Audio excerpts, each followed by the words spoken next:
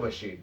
I am so glad. I am so happy we made that up. I am glad of that for us. You mean I made that up?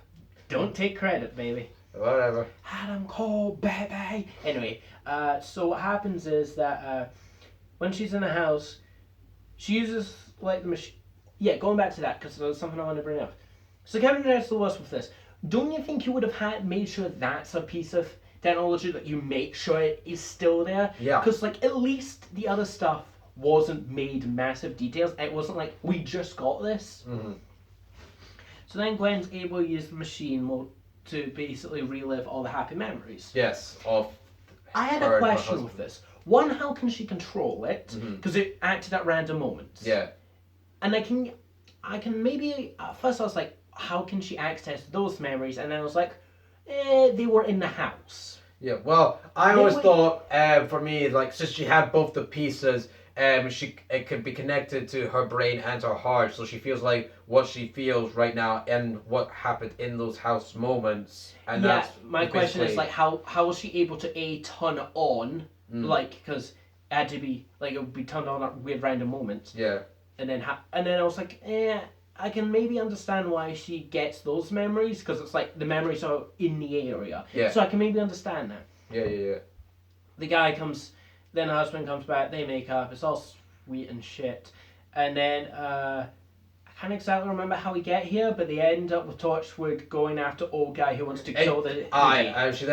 She comes back.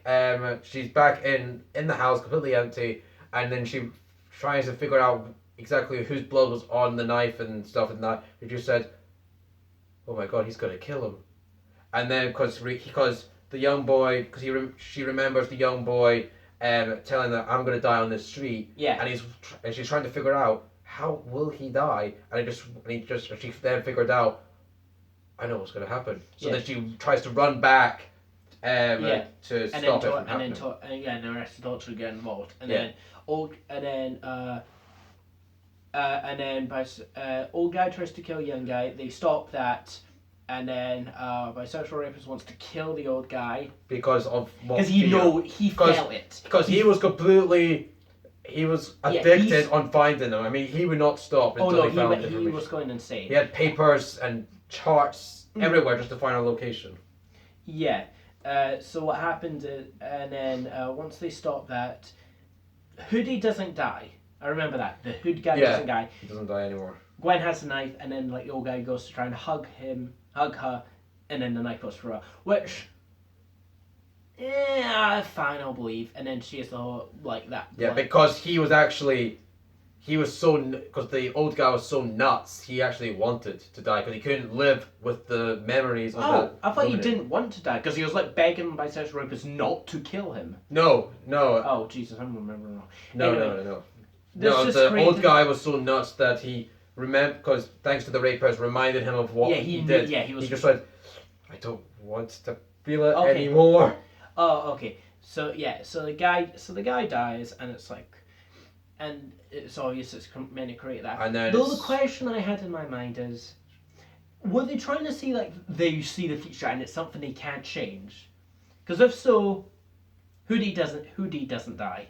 I don't know, or are they saying the timeline is malleable? No, Captain Jack just says a completely Doctor Who thing that wibbly wobbly, timey-wimey, just... Yeah, seeing the future is bad because if you prevent it, there's a time paradox and it can be a disastrous consequences, so...